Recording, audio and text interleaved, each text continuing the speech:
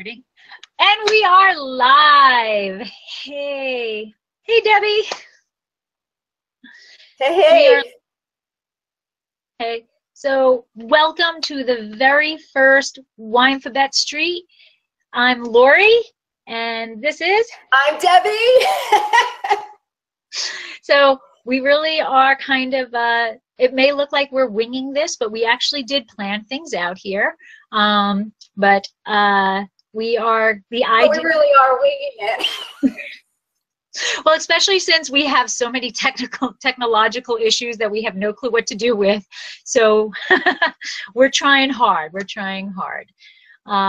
But for those of you who don't know me, I'm Lori. My husband Mike and I own Jersina Wines, which is a boutique winery in Paso Robles, and we are specializing in award-winning Cabernet Franc, and we are the founders of Cab Franc Day, simply because it didn't have a day and I thought it needed a day.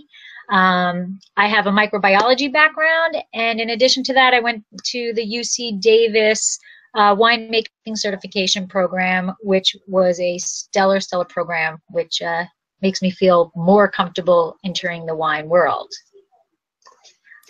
My turn. I'm up. Well, if you guys don't know me, I'm Debbie Giaquindo. I'm also known as the Hudson Valley Wine Goddess. I'm a certified specialist of wine and a wine location specialist in Port and Champagne. I began my wine blog way back to take the intimidation out of wine. I'm a marketing consultant, and I was lucky enough to combine my two passions, wine and marketing, and became the marketing consultant for the Shwangunk Wine Trail. And later, that led me to be responsible for the regional branding initiative for Hudson Valley Wine Country.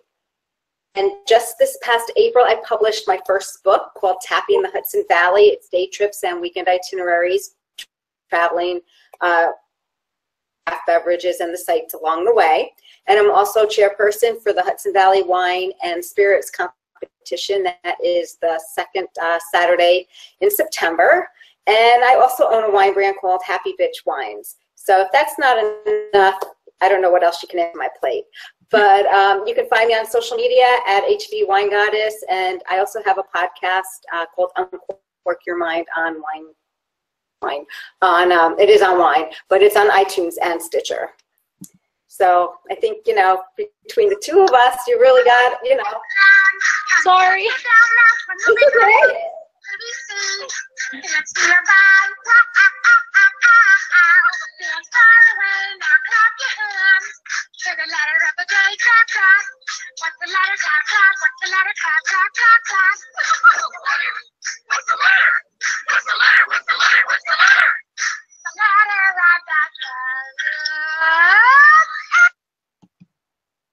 All right, so welcome back. Now that I've cut everybody off. That's okay. Hey! Go ahead and continue what you were saying. No, the letter is A for Albarino. A for Albarino. And you know what? You actually reminded me. I didn't even talk about my podcast also, which is well, also... Tell them about your podcast.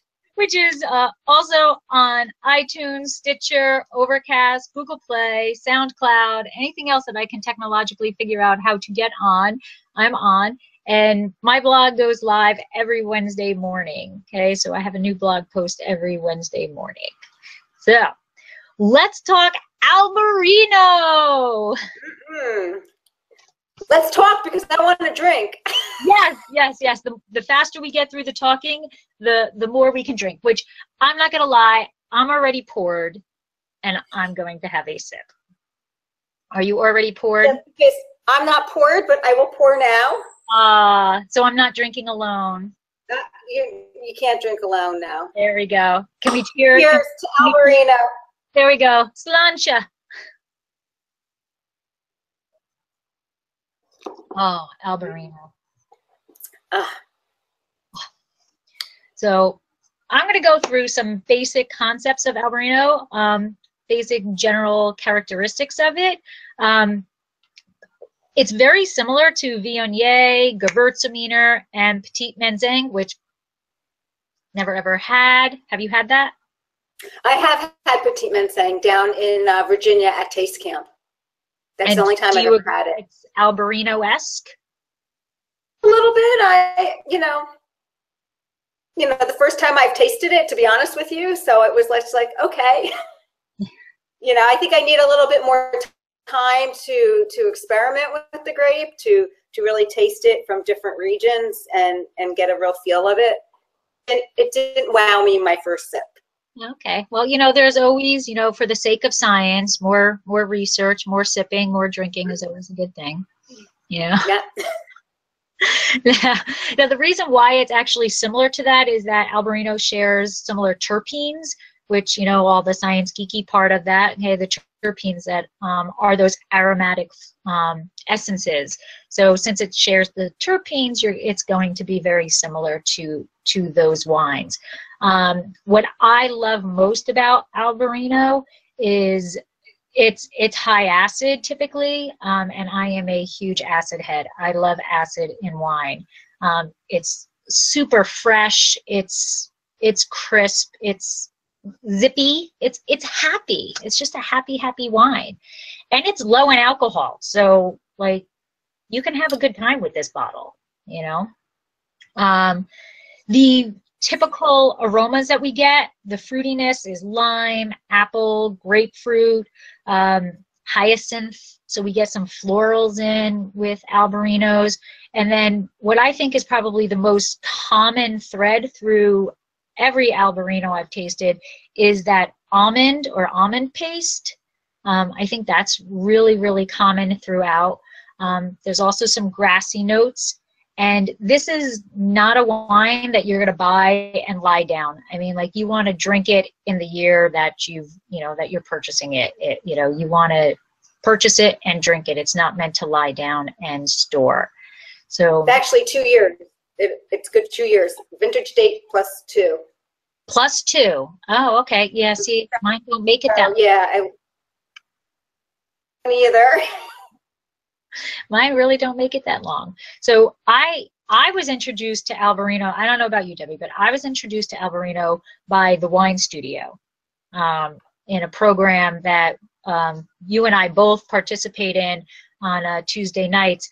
And that was my first real introduction to it. And I became a lover of it. I mean, I fell in love with it. I had Albarino before. Wine Studio, and we spent, 2 months drinking Albarino? Yeah. And the enamel on my teeth, I needed to go to the dentist, but no, it was explore the different regions of Rheospacious, which I'll get into.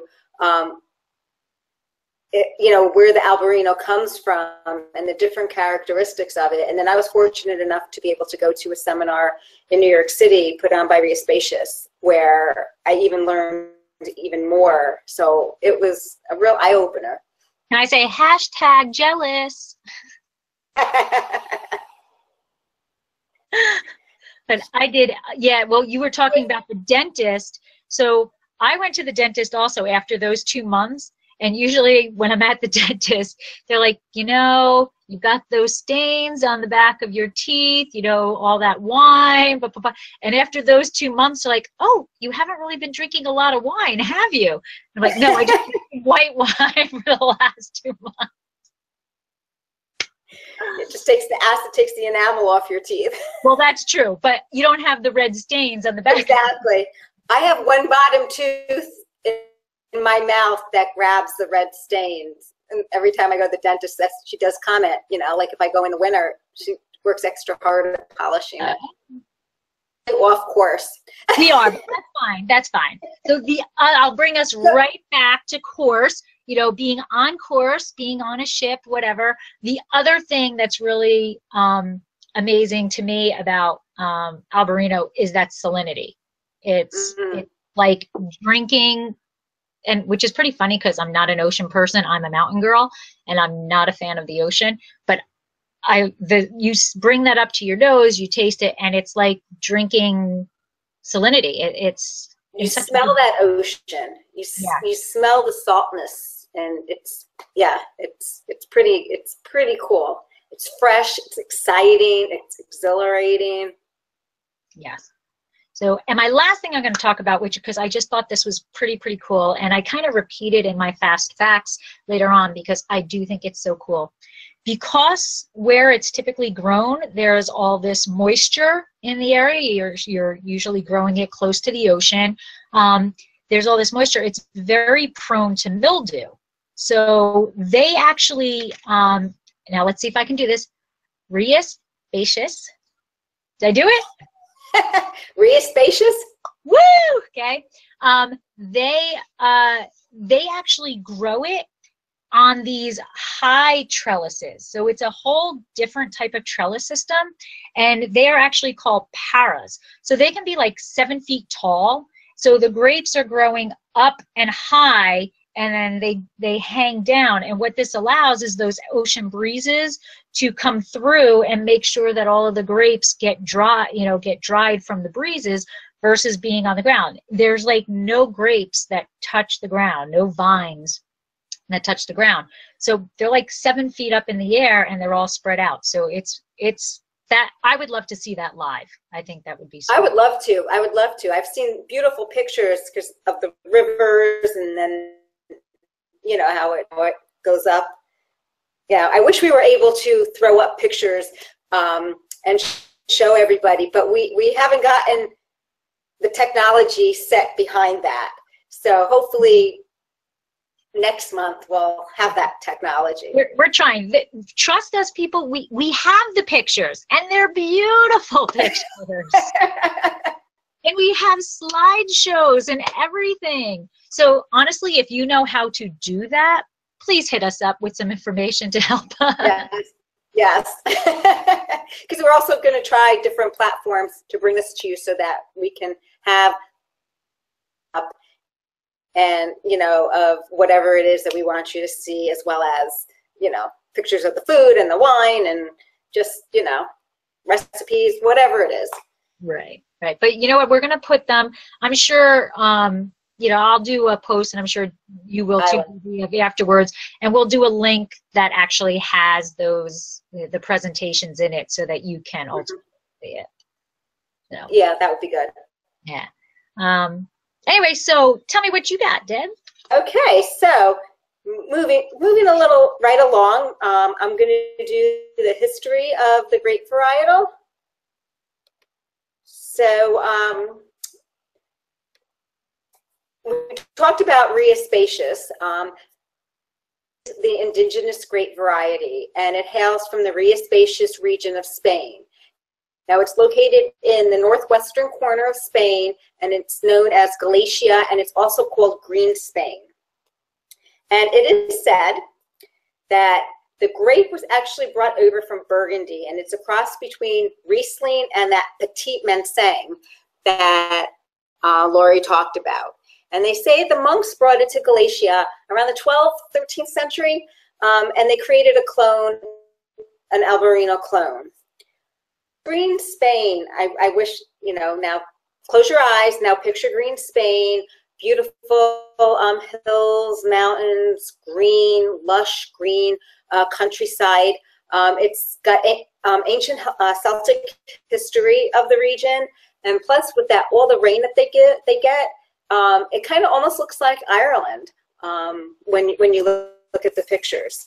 In 1980, Spain created the official denomination just for variety in Spain. So the area was called Albarino. But when Spain entered the EU in 1986, they had to change it to Rheus. The EU laws did not recognize a DO name just for the grape.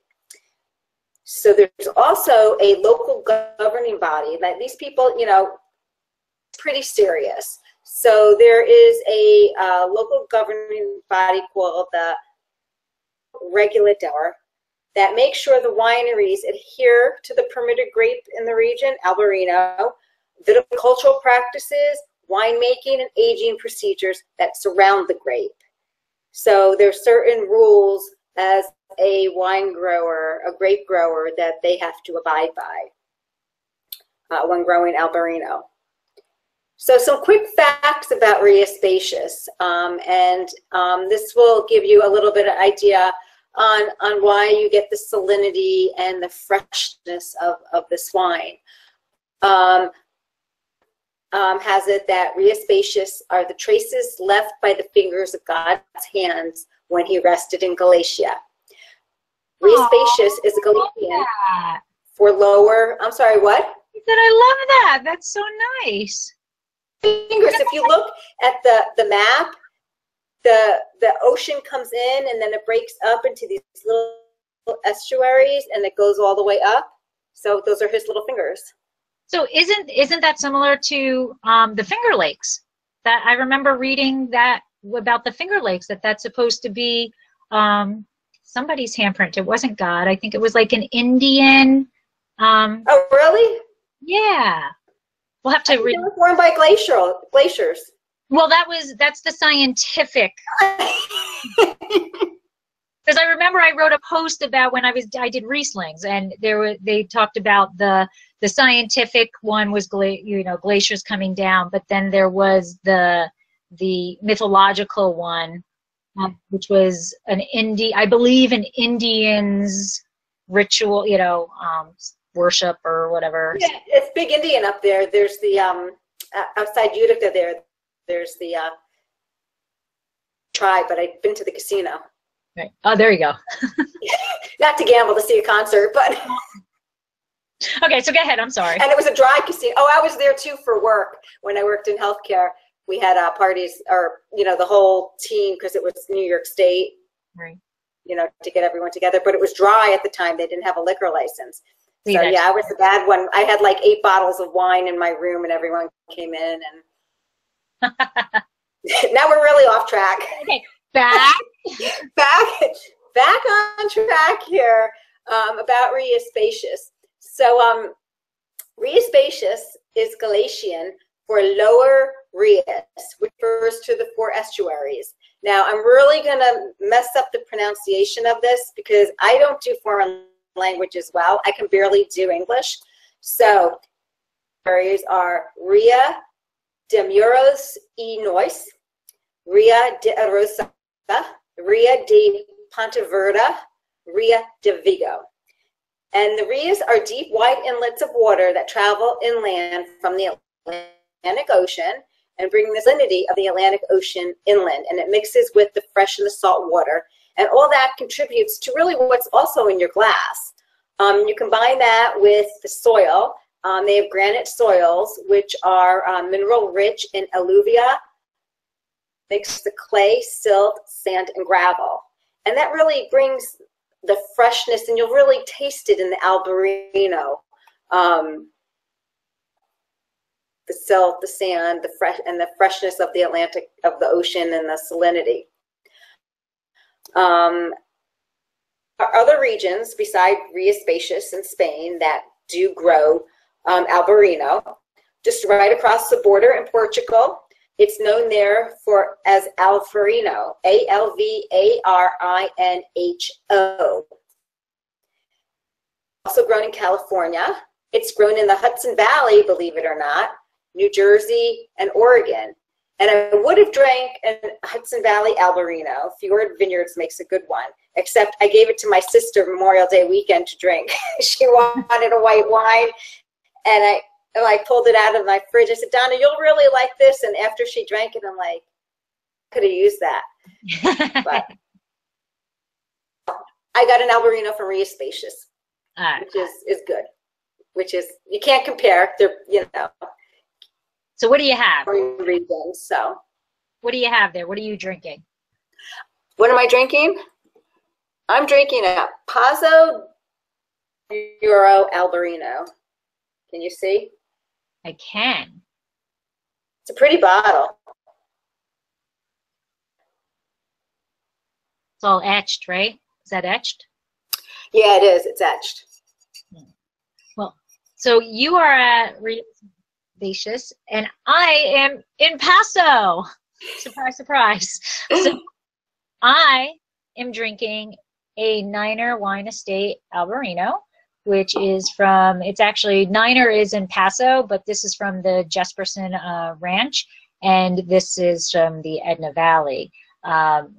And we literally just bought this to show you how my Albarinos don't last. We bought this at the beginning of May. So it doesn't last long at all in my household. So I'm really digging mine. Yeah, so, you know, so am I. It has kiwi, which you get kiwi? I do get kiwi. I mean, it's pear. Pear is what's there. I mean, it's definitely that. But you can smell the minerality. It doesn't have the salinity that is, you know, like what we're used to, I guess, from Rias Bashes. Notice how my lip goes up every time. I'm so glad I'm not the only one that can't say certain things.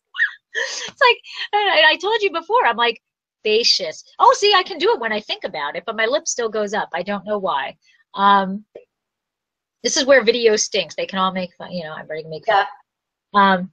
But like when we did the wine studio, like almost every single one had salinity. Like you open that bottle and it was like, bam. And yeah. This kind of is interesting because even though it's Jesperson Ranch is actually right by the ocean, so it's that same similar setup, it doesn't quite have the salinity. It's there if you're looking for it, but it's not as powerful of in your face as what we're used to with rice patients. But I'm getting pear and nectarine, which I'm all yay for that. I mean, that's amazing. I'm getting some lemon, a little bit of peach. Oh, well, we got peaches, yeah. I think that's kind of really interesting. And I wish we had the picture, but anyway. So when I was at the seminar in New York City with Ria Spacious, smell what the aromas can be in Albarino. And this one particular Albarino that was in front of me, I smelled it. I'm like, oh my God. I'm like, what is that smell? I've never smelled it before. I couldn't identify it. On this plate was seaweed. Oh. And I smelled the seaweed. That's what I smelled in the glass. I needed the whole sensory thing.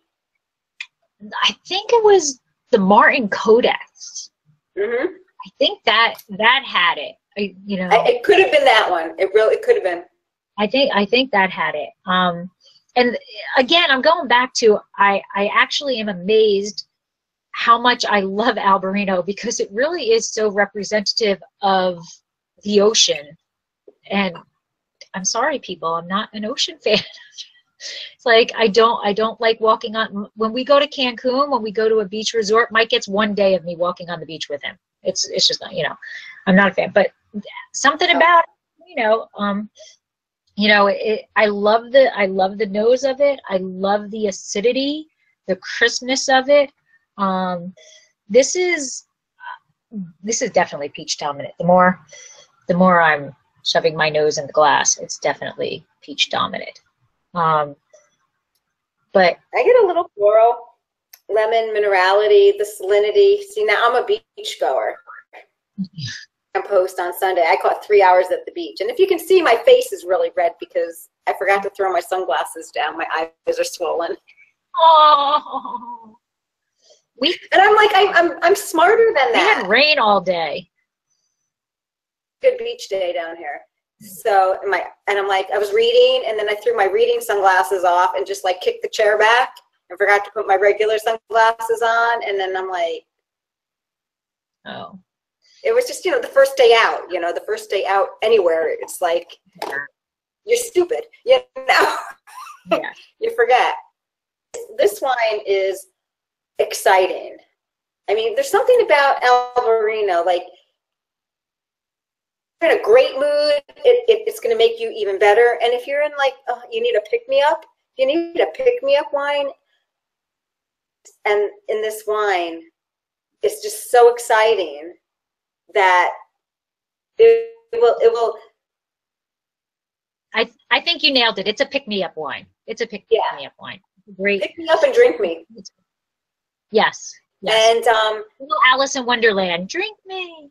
it's a great, and it's a great, it's a great summer wine. It is. And you know what makes it even better is the price point. Broke up a second. What even makes it better is the price point. Oh my gosh, yes.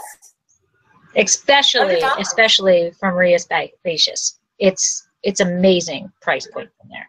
This wine that I'm drinking, the Pazzo de San